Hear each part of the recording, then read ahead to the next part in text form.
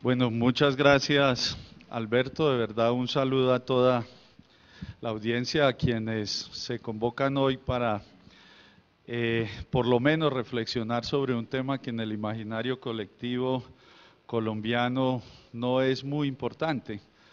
Uno habla de otras cuestiones, de la cadena perpetua para los niños, de la ley de víctimas, de restitución de tierras, y todo el mundo sabe de qué se está hablando. Hablar de el ordenamiento territorial es algo de verdad metafísico, cosmogónico, es algo que no está dentro de las prioridades del país cuando debería ser quizá el tema vital de nuestras discusiones, no solo académicas, sino de verdad dentro de la política legislativa del Estado. Es pertinente aclarar que mi voto fue negativo.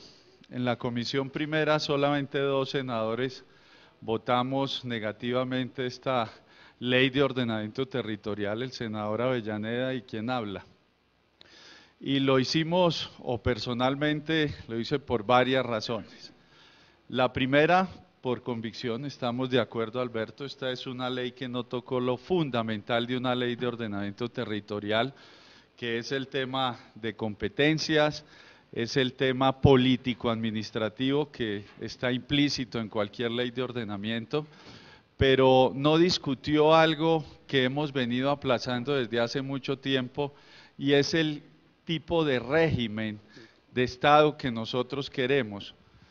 Y eso es bien importante. Colombia lleva desde 1886 en un centralismo excesivo, asfixiante, un centralismo intolerante que de ninguna manera reconoce la otredad, la alteridad de las diferentes regiones.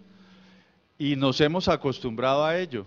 Es una continua crítica que yo hago en la comisión primera. Inclusive los congresistas que llegan de provincia, cuando arriban a legislar en Bogotá, se les olvida que son los representantes de unos intereses regionales. Nada tiene que ver la cultura, obviamente, del Caribe con la cultura cundiboyacense, doctor Verano. Es absolutamente diversa. Y legislamos desde el centro como si todo fuera uniforme. Yo tuve la oportunidad durante el cuatrenio pasado de regentar como gobernador de mi departamento, de Boyacá. Y les voy a contar 2 o 3 casos puntuales. Alguna vez, en una escuelita, en un páramo de Ciscuncí, donde hay temperaturas de alrededor de 3 o 4 grados bajo cero a veces, los niños deben llegar a la escuela a las 7 de la mañana. Y como gobernador, pues me hice una reflexión elemental. Bueno, ¿y esos niños por qué no pueden entrar a las 10 de la mañana a la escuela? Se levantarían un poco más tarde, no tendrían que sufrir ese perverso frío. Niños que tenían que caminar 2 horas y obviamente se tenían que levantar a las 4. Pues no fue posible, porque para cambiar el horario de una escuela hay que venir al Ministerio de Educación para que él autorice, mediante una resolución, el cambio de la jornada educativa en las escuelas departamentales. Si una persona quiere montar una MIPYME de alimentos, por ejemplo, debe tramitar ante el INVIMA una licencia que se le demora 6 meses, cuando lo podrían hacer en las secretarías de salud. O si quiere montar una empresa de transporte, tiene que hacerlo ante el ministerio y él tiene sus normas que regulan para todo el país esa actividad como si fuese una sola actividad igual, idéntica en todas las regiones de Colombia. Entonces uno no se explica cómo, con este centralismo tan excesivo, nosotros vamos a entronizarnos en una competencia global, cuando está demostrado que los procesos de globalización están produciendo unos procesos de localización bien interesantes. En el mundo lo que está sucediendo es que las localidades están saliendo a flote y sus potencialidades se hacen posibles precisamente a través de la autonomía territorial. El centralismo fue propio de la creación del Estado-Nación y hoy está en crisis porque tiene unas tendencias a nivel interno, la descentralización que se busca en los países, a nivel externo por los periodos de globalización, y hacia el mercado por la privatización de algunos servicios estatales que se están dando. Y entonces lo que siempre se plantea es que el federalismo en la historia colombiana fue nefasto. Cuando hacemos referencia a federalismo, estamos planteando cualquier forma de federalismo, como puede ser el sistema regional o el sistema español o el mismo sistema federal norteamericano, alemán o un sistema propio establecido y elaborado a las necesidades y a las conveniencias de nuestro país. Recordemos que en el Acta de Independencia, algo curioso, se hablaba de federalismo, se planteaba el federalismo. Quienes fuimos aficionados a la pola, pues ahí nos recordaban cómo fue interesante esa Acta de Independencia, y en la Constitución, si mal no recuerdo, de Cúcuta de 1821, Antonio Nariño, el centralista más convencido, más empedernido de la historia colombiana, planteaba que una vez cesaran las causas que habían dado origen a ese proceso de independencia, podíamos discutir el sistema federal.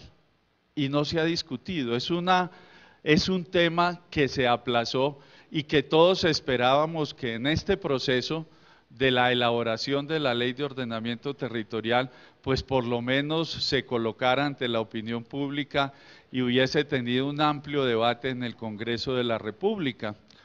La expresión popular que se llevó a cabo en la región Caribe de 2.500.000 firmas, pues eran razón suficiente al menos para haber discutido el tema con mayor amplitud.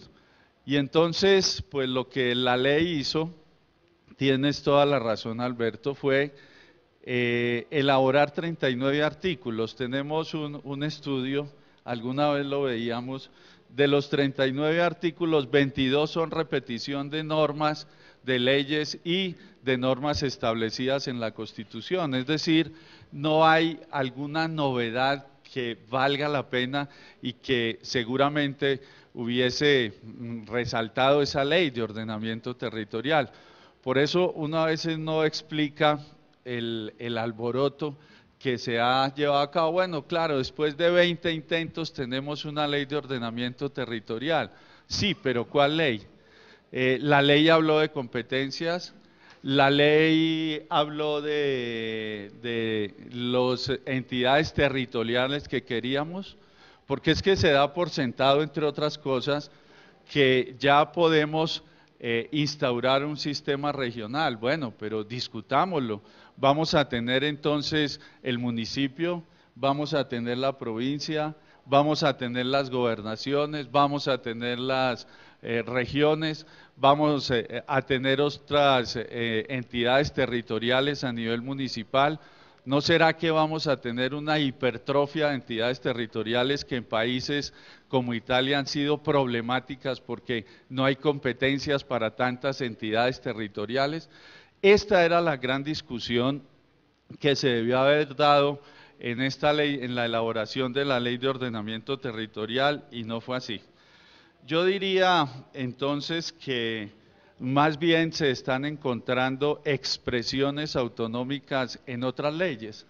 Nosotros pudimos, quien habla, por ejemplo, introducir en la Ley de Regalías un artículo en el cual se obliga a que en los fondos de compensación regional y en los fondos de desarrollo regional, de todas maneras, los recursos que sean transferidos a las regiones sean manejados en su mayoría por las autoridades regionales.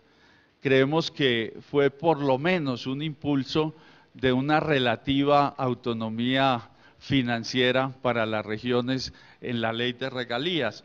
Y en otras leyes, seguramente cuando tratemos el problema de las CAR, pues se dará también una discusión acerca de cómo vamos a regionalizar o cómo se va a tratar el tema ambiental, que es transversal y que es importante para todos y cada uno de los departamentos. Hay una discusión y ha sido muy importante, y es una discusión que igualmente, discúlpenme si soy reiterativo, debimos haber nosotros dado en la comisión primera de Cámara, en las plenarias y que nosotros propusimos. Es bueno la regionalización, es decir, crear 4 grandes regiones o 5 en nuestro país. ¿No será que cambiamos de pronto el centralismo de Bogotá por el de Bogotá, Cali, Medellín y Barranquilla?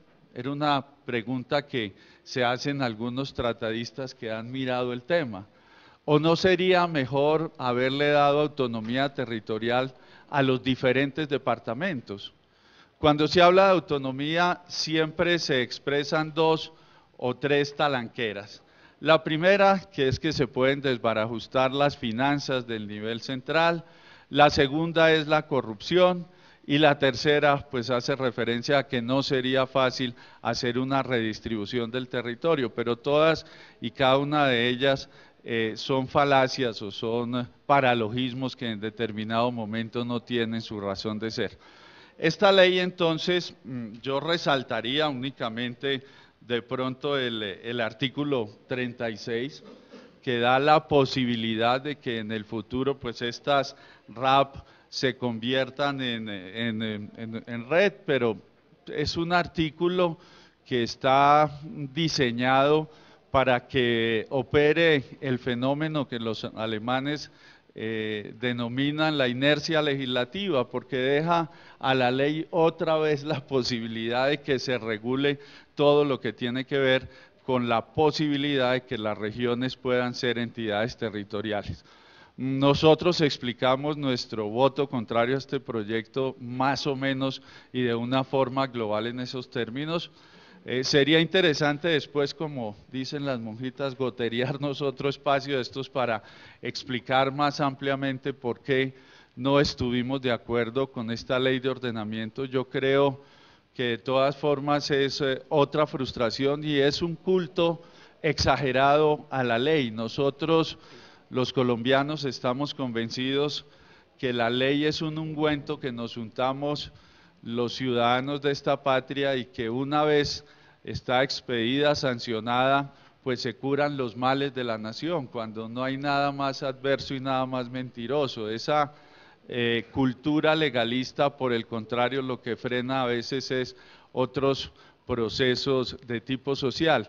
Y termino comentándoles algo. En la legislatura pasada se aprobaron y pasaron por la comisión primera alrededor de 2010 artículos. El Código Civil brasilero, si mal no recuerdo, tiene 2020 artículos y fue discutido en 20 años.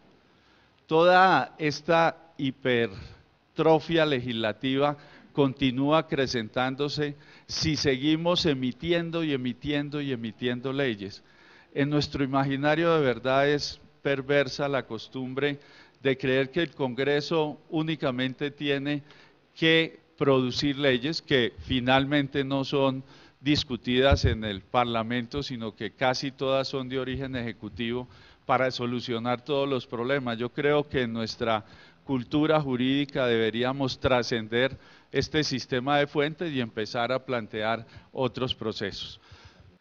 Sí, Alberto, a ver, yo creo que el argumento nuestro de que esta es una ley que, no sé, de pronto diciéndolo así descarnadamente, no se necesitaba. Es que miren, yo, por ejemplo, Ley 489 del 98, artículo 91, asociación entre entidades públicas. Está todo lo que esta nueva ley planteó. Artículo 327 de la Ley 1222 del 86. Celebración de convenios entre departamentos y municipios. La Ley 80 del 83, el artículo cuarto, habla de los contratos que se podían hacer entre esas entidades. Como gobernador yo recuerdo nosotros tuvimos unos ejercicios muy importantes con el alcalde de ese entonces, casualmente hoy no, el presidente de nuestro partido, con Lucho, y trabajamos proyectos de turismo, trabajamos proyectos de intercambio de bienes, servicios, sin necesidad de la ley. Y segundo, a mí me parece que eso era lo que teníamos que discutir. Si íbamos a crear un sistema regional, si íbamos a fortalecer la autonomía de los departamentos, si íbamos a fortalecer las provincias. Esa era la verdadera discusión. Lo que pasa es que no hay nada más complejo y problemático en una discusión de Estado que la repartición de poder. Y no hay nada más problemático que ese imaginario colectivo centralista, porque es que en nuestro país son centralistas los medios de comunicación, la clase gobernante, lo que yo les comentaba, hasta los mismos políticos cuando llegan al Congreso se vuelven centralistas. Y cuando hablamos del centralismo no estamos haciendo referencia obviamente ni a los bogotanos ni a Bogotá, no, es a una forma de concepción de administrar el territorio. Y esa era la discusión que deberíamos haber dado en conclusión. Queríamos departamentos autónomos, queríamos un sistema regional, podíamos hablar de un sistema federal, podíamos hablar de otras formas propias de autonomía territorial, pero eso fue lo que no se hizo. Y esa es la discusión que entonces sigue pendiente en una verdadera ley de ordenamiento territorial. Sí, a ver, es que al interior del concepto de autonomía subyace toda una filosofía, eso no es algo que se invente y que esté de moda, y yo diría que en gran parte es todo ese concepto filosófico que la posmodernidad reivindica, que es la tolerancia, el reconocimiento al otro, la otredad, la diversidad. Irving Fetcher en su hermoso libro de la tolerancia precisamente plantea eso, Eduardo, dice, la mejor forma de expresión de tolerancia de un Estado es el federalismo, porque reconoce particularidades. Y entonces, claro que reconocerle al otro derechos y reconocerle recursos da susto, porque es que el mayor problema de una sociedad es repartir el poder, o el mayor problema del ser humano, diría yo.